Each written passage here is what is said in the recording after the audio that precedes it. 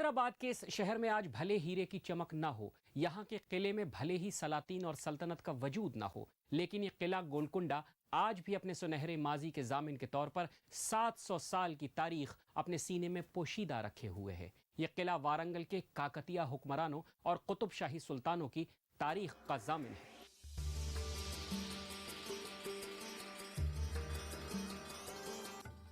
किसी जमाने में गोलकुंडा का ये किला ग्रेनाइट की पहाड़ी पर एक कच्चा किला हुआ करता था, जिसे वारंगल के ककातिया हुक्मरानों ने बनवाया था। लेकिन मौजूदा दौर में यह किला आंध्र प्रदेश की शान है और इसे सबसे बड़ा किला होने का शर्फ हासिल है। हैदराबाद शहर से 11 किलोमीटर की दूरी पर गोलकुंडा शहर है और इस शहर में 700 साल की तारीख पोशीदा है। यहां आने पर तारीख के वो सफ़े जो किले और शहर की दरो दीवार की शक्ल में मौजूद हैं, एक एक कर उनकी परतें खुलती जाती हैं। गोलकुंडा फोर्ट इसलिए अहम है और कि ये उन चंद किलों में से है हिंदुस्तान के जिसको कभी मुहिम में फतेह नहीं किया गया। जब ये मुग़लों के हमले पर गिरा तो इसको जो है वो एक साजिश की वजह से वो जो है उसमें दाखिल हो सके। दूसरी बड़ी अहमियत है इसके गोलकुंडा जिस जगह बनाया गया है उस जगह की अहमियत थी, इसलिए यहाँ ये बहुत मजबूत किला बनाया गया। गोलकुंडा से बहमनी सल्तनत को तमाम तेलंगाना और साहिली आंध्रा तक कंट्रोल करने का एक अच्छा किला मिला, इसीलिए गोलकुंडा बहुत अहम है। 13वीं सदी की ये एक तारीखी इमारत है और अलग अलग दौरे हुकूमत में इसकी तामीर और मरम्मत होती रही। 1518 ईस्वी से 1687 ईस्वी तक गोलकुंडा कुतुब शाही सल्तनत का दारुल हुकूमत भी रहा। अपने बेहतरीन प्रिंट के कपड़ों और हीरे के कारोबार के लिए गोलकुंडा काफी मशहूर रहा है और इसी दौर में यहां सबसे ज्यादा तरक्की भी हुई। गोलकुंडा का किला अपनी बेहतरीन बनावट, शान शौकत और तकनीक की वजह से सयाहों के लिए खासा अहमियत का हामिल रहा है। यह किला अपने बेहतरीन अकोस्टिक साउंड टेक्निक्स के लिए भी मशहूर है। इस कच्चे किले को असली शक्ल मिली कुतुब शाही दौर में। इसी दौर में इस कच्चे किले को ग्रेनाइट के किले में तब्दील कर दिया गया।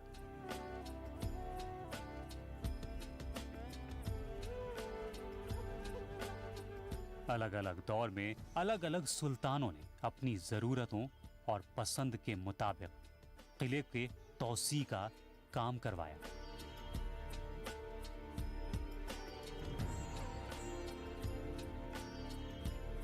ये पहले कहा जाता है कि किसी ज़माने में काकतिया सल्तनत का एक छोटा सा किला था जो मिट्टी में बनाया हुआ था और ये लगातार एक के बाद एक जो सुल्तान आते रहे कुतुबशाही ख़ानदान के, हर एक ने इसमें इजाफा किया, इसको और मजबूत बनाया। कुतुब शाही सल्तनत के बानी सुल्तान कुली भी तुर्किस्तान से आए थे।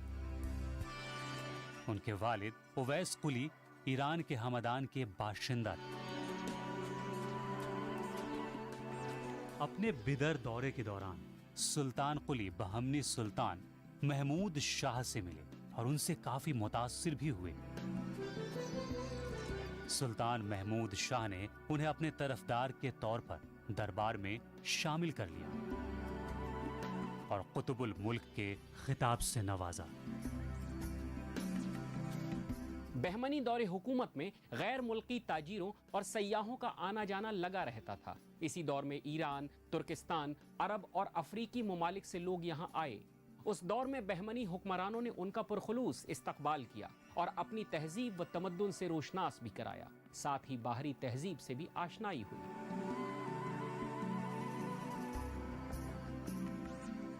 बहमनी सल्तनत के 5 हिस्सों में मुनक़सिम होने के बाद सुल्तान कुली ने गोलकुंडा पर अपनी हुकूमत कायम कर ली और साथ ही बहमनी राजाओं से तमाम रिश्ते मुनक़ता कर लिए।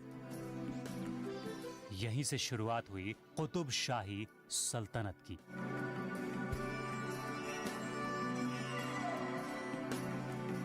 (1518 ईस्वी से 1543 ईस्वी के दरमियान सुल्तान कुली कुतुबुल मुल्क ने हुकूमत और फिर 1543 ईस्वी से 1550 ईस्वी तक जमशेद कुली कुतुब शाह तख्त नशी हुए। 1550 ईस्वी में सुभान कुली कुतुब शाह सुल्तान बने, लेकिन इसी साल उनकी बेवक्त मौत हो गई और उनकी मौत के बाद हुकूमत की जिम्मेदारी इब्राहिम कुली कुतुब शाह के कंधे पर आ गई। 1580 ईस्वी से 1611 ईस्वी तक मोहम्मद कुली कुतुब शाह तख्त नशी रहे। 1611 ईस्वी से 1625 ईस्वी तक कुतुब शाही सल्तनत की बागडोर सुल्तान मोहम्मद कुतुब शाह के हाथों में रही। 1625 ईस्वी से 1672 ईस्वी तक सुल्तान अब्दुल्लाह कुतुब शाह गोलकुंडा के सुल्तान रहे और फिर आखिरी सुल्तान रहे अब्दुल हसन तानाशाह। अब्दुल हसन तानाशाह के दौरे हुकूमत में औरंगजेब ने गोलकुंडा पर हमला कर दिया और गोलकुंडा मुगल बादशाह की हुकूमत में शामिल हो गया और उसी के साथ खत्म हो गया कुतुब शाही हुकूमत का एक सुनहरा दौर।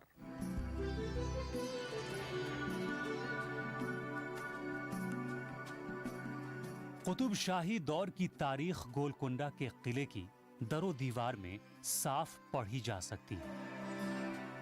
किस तरह और किन हालात में इस किले की तौसी का काम हुआ। सुल्तानों के शौक और मेमारों की फन्नी सलाहियतों की एक बेहतरीन मिसाल है ये इमारत। इब्राहिम कुली कुतुब शाह के बाद तख्त नशी हुए उनके फर्जंद मोहम्मद कुली कुतुब शाह।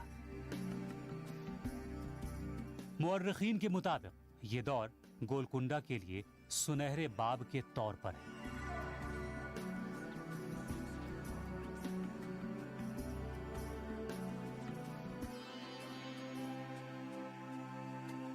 पंद्रह साल की उम्र में तख्त नशी हुए सुल्तान ने हुकूमत की जिम्मेदारी बहुस्न खूबी निभाई और इसी दौर में हैदराबाद शहर भी बसाया गया, जो मौजूदा हिंदुस्तान में आंध्र प्रदेश की राजधानी भी है।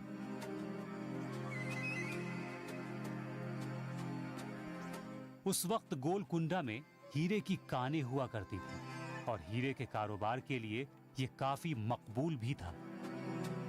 यूरोप और दूसरे ममालिक के ताजिरों के मुताबिक यहाँ के हीरे बेहतरीन क्वालिटी के होते थे। उसी दौर में गोलकुंडा किले की मेहराब में मशहूर व मारूफ हीरा कोहिनूर जड़ा गया था। कोहिनूर हीरा भी गोलकुंडा की कान से ही मिला था। आर्ट, फन और तर्ज तामीर के लिए यहाँ के दरो दीवार को पढ़ना बेहद जरूरी है। इसके लिए हम रुख करेंगे किले के अंदर का और सबसे पहले यहाँ के दरवाजों पर नजर डालेंगे। इस किले की तज़ीन पर जितना ध्यान दिया गया था, उतनी ही इसकी तर्ज तामीर भी दिलचस्प है। मिट्टी के किले को ग्रेनाइट के पत्थरों में तब्दील करना आसान नहीं था, लेकिन कुतुब शाही सुल्तानों के फन्नी शौक ने इसे बेहद आसान बना दिया।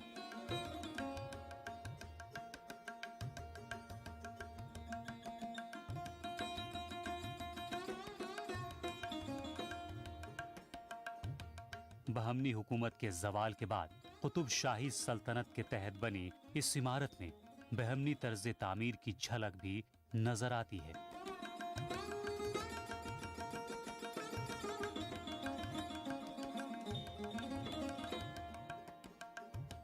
इस इमारत में भी चौकोर पत्थर और चूने का इस्तेमाल हुआ है। बहमनी दौर की इमारतों की तरह ही इसमें भी बड़े और आलीशान कमरों की तामीर की गई है। लेकिन कुतुब शाही दौर की कुछ खासियत भी यहाँ मौजूद है। खास तौर पर हीरे जवाहरात के लिए मशहूर इस शहर के किले में भी तज़ीन कारी के लिए हीरे जवाहरात का इस्तेमाल हुआ है। कुतुब शाही दौर के मेमारों और सुल्तानों को हीरे जवाहरात से बेहद लगाव था और इसकी निशानदेही इनकी इमारतों पर भी मिलती है। हालांकि अब ये इमारत तकरीबन खंडहर में तब्दील हो चुकी है और इस पर की गई नक्काशी भी वक्त की सितम ज़रीफी का शिकार हो चुकी है। ताहम यह इमारत अपने मेमारों के शौक की हूबहू अक्कासी करता है। कुतुब शाही फन तामीर में जियोमेट्रिकल डिजाइन, फूलों की नक्काशी और इस्लामी आर्ट की झलक भी मिलती है। अलग अलग दौर में हिफाजत और जरूरतों के एतबार से इस किले की तौसी का काम होता रहा और किला पहले से ज्यादा खूबसूरत और महफूज होता रहा।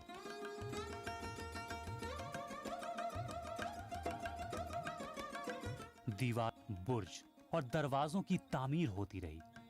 किले में दाखिल होने के लिए बाला हिसार का रास्ता है। ये रास्ता फतेह दरवाजे से हो, लेकिन अब ये आम रास्ता नहीं है, इसलिए अब इसी रास्ते से अंदर जाना होता है।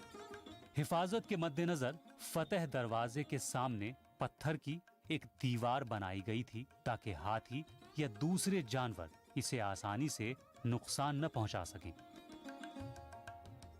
इसी दरवाजे पर हिफाजती दस्ता होता था जो चाको चौबंद रहता था। बाला हिसार दरवाजे से जैसे आप किले के अंदर यानी बाला हिसार इलाके में दाखिल होंगे तो सबसे पहले आपको एक इमारत में पहुंचेंगे जिसे आजकल क्लैपिंग पोर्टिको कहा जाता है, जहाँ से लोग ताली बजाते हैं तो आवाज़ उसकी ऊपर जहाँ बादशाह बैठा करते थे बाला हिसार के बिल्कुल सबसे आखिरी ऊंचाई पर, चोटी पर जो वाक़ थी, वहाँ तक आवाज़ पहुँचती है। इस कैपिंग पोर्टिको से आप और आगे बढ़ेंगे तो बाएं हाथ पर आपको एक इमारत मिलेगी 3 मंजिला। बारादरी कहा जाता है इसे आम ज़बान में, क्योंकि इसकी बहुत सारी ओपनिंग्स हैं। दर जो है दरवाजे को कहते हैं या खिड़की को भी कहते हैं। तो ये दर जो हैं जो आमतौर पे बारादरियाँ बहुत हुआ करती थी, आजकल नहीं पाई जाती हैं, लेकिन ये ऐसी हवादार एक इमारत होती थी जिसको बारादरी कहा जाता था।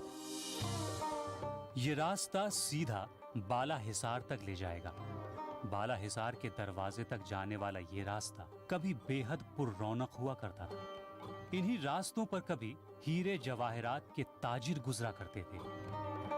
अब भले ही यहाँ वो रौनक, वो गहमा गहमी न हो, लेकिन माजी की यादें हबशी कमान की शक्ल में आज भी मौजूद है। ये कुतुब शाही दौर के मास्टरपीसेस में से एक है। दरअसल इसका इस्तेमाल नौबत खाने के तौर पर किया जाता था। मुनादी या फिर सुल्तान के आने की इत्तला यहीं से दी जाती थी। आज ये नौबत खाना खामोश है, लेकिन कभी अपने दौर के शाहकार के तौर पर गोलकुंडा में आने वालों को अपने कल से आगाह करता है। दरअसल ये हबशी कमान एक चेक पॉइंट भी हुआ करता था। किले में आने वालों की यहाँ हद मुकर्रर होती थी। बिला इजाजत यहाँ से आगे जाना मना था। हबशी कमान के सामने ही किले में दाखिल होने का मेन गेट नजर आता है। आप जैसे ही दरवाजे में दाखिल होंगे, यहाँ की सबसे दिलचस्प इमारत से रूबरू होंगे।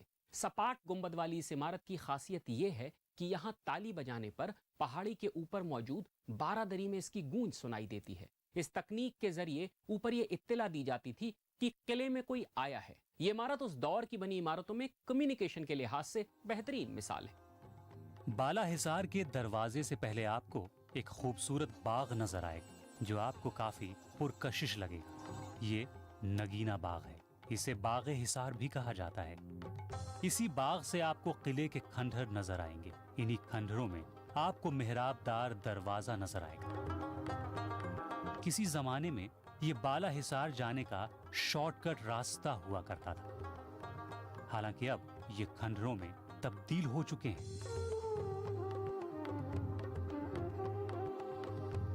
लेकिन दरवाजे की शक्ल में मेहराबदार फाटक है जिस पर शेर और दूसरे जानवरों की शक्लें नजर आती हैं।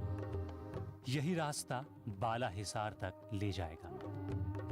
दरवाजे पर बेहद हसीन नक्काशी है और स्टुको वर्क का बेहतरीन नमूना देखने को मिलता है। किसी ज़माने में बहुत ही खूबसूरत हुआ होगा, इसीलिए तो उसका नाम नगीना बाग रखा गया। ये इस बाग के अतराफ खंडरात हैं जिसमें दफ्तर थे, और यहीं से सुना है कि जो उस ज़माने के प्राइम मिनिस्टर कहिए आप, आकन्ना मादन्ना दो भाई थे, एक फाइनेंस मिनिस्टर और एक प्राइम मिनिस्टर। ये तानाशाह के ज़माने में इन लोगों के दफातर कहते हैं, इसके अतराफ जो खंडरात हैं उसमें इन लोगों के दफातर थे। यहां से आगे बढ़ने पर कुतुब शाही दौर की सबसे बेहतरीन तकनीक से रूबरू होंगे। जब आप सीढ़ियों के सहारे पहाड़ी पर चढ़ेंगे तो जाबजा पाइपलाइन नजर आएंगी।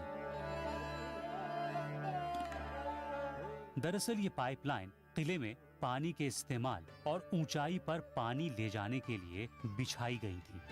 कुतुब शाही दौर में वाटर सप्लाई पर खास ध्यान दिया गया था।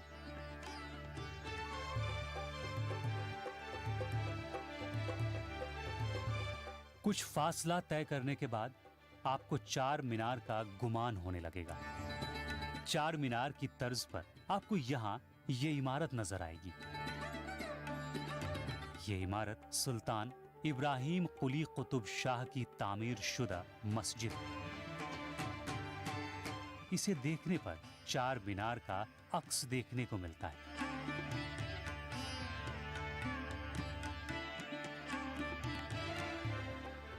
सामने की तरफ मेहराब और दोनों किनारों पर मीनारें बनी हुई हैं। नक्काशी बेहद हसीन और स्टुको बेहद दिलकश है।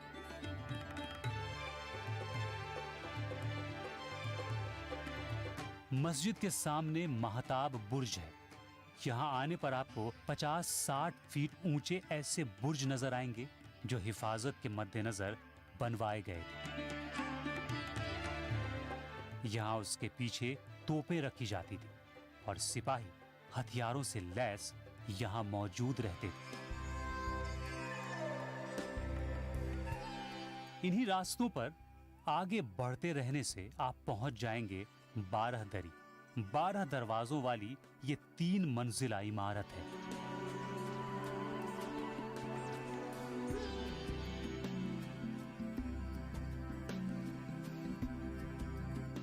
बारह दरवाजों की वजह से ही इसे 12 दरी कहा जाता था।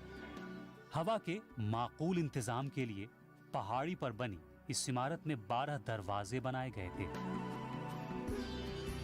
निचली मंजिल पर मेहराब नुमा 5 दरवाजे हैं और 2 मजीद दरवाजे जिसमें मेहराबें नहीं हैं।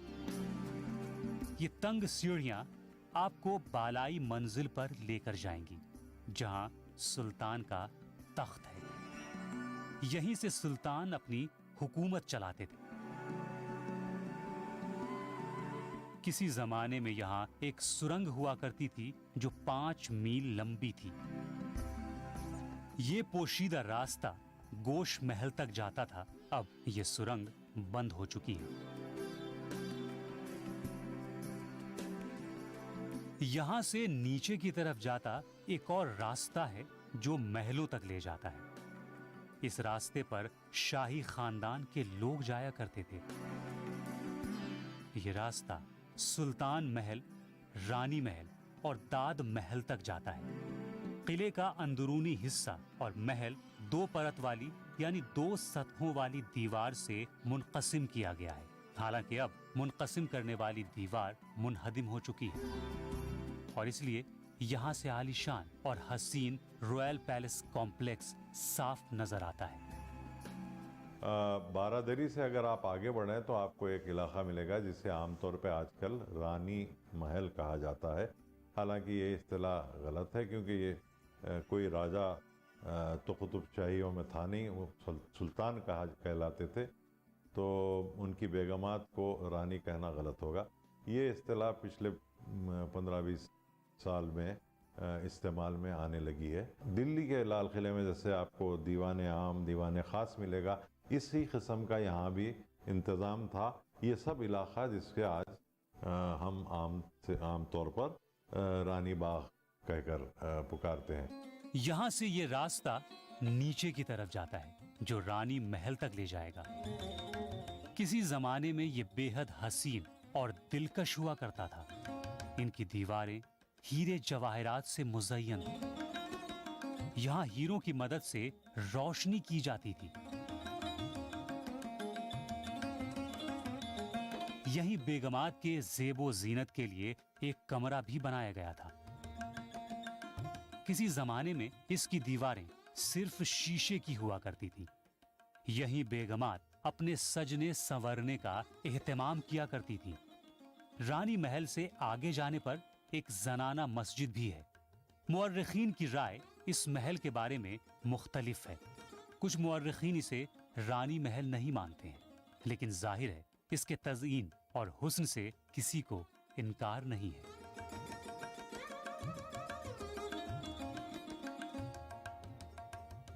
अगर आपको फन तामीर का शाहकार देखना है तो रानी महल से निकलकर सुल्तान के महल में दाखिल होना होगा।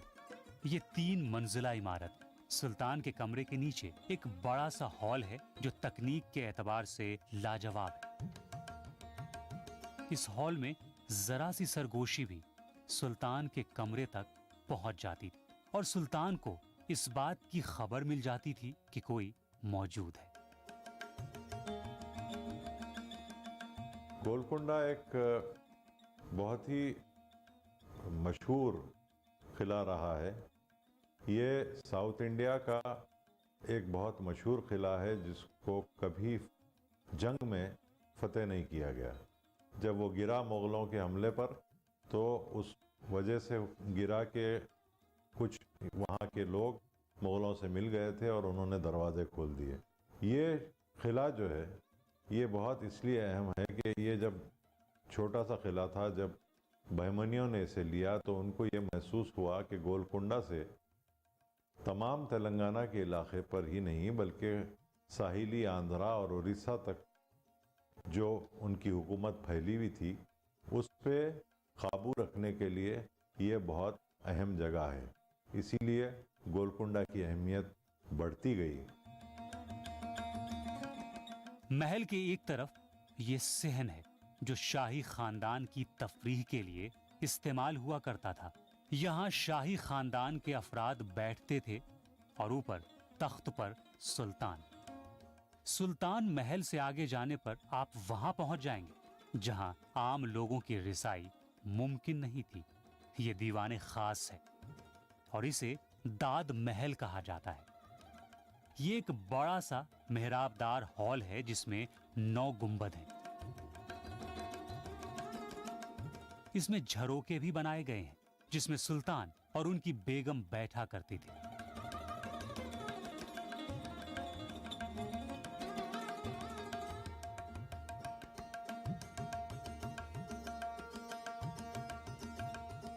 यहां से बाहर निकलकर आप रॉयल पैलेस कॉम्प्लेक्स से बाहर आ जाएंगे जहां नक्कार खाना मौजूद है।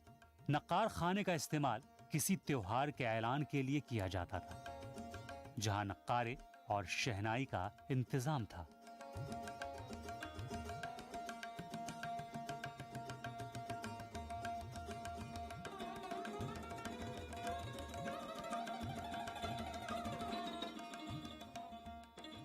कुतुबशाही दौर की इमारतें उस दौर की यादें ताज़ा कराती हैं जब 170 साल की तारीख यहाँ के दरो दीवार पर चस्पा हो गई। हर उरूज रा ज़वाल अस्त, यानी हर हुकूमत को एक दिन ज़वाल पजीर होना होता है। कुतुबशाही सल्तनत भी ज़वाल पजीर हुई और उसका खात्मा हुआ। कुतुबशाही सलातीन और उनकी बेगमात के मकबरे इसी अहाते में मौजूद हैं जो अपने हसीन माजी के बानी और जामिन हैं। अगले हफ्ते सारे जहां में धूम में माजी की एक और याद के साथ हाजिर होंगे। खुदा हाफिज।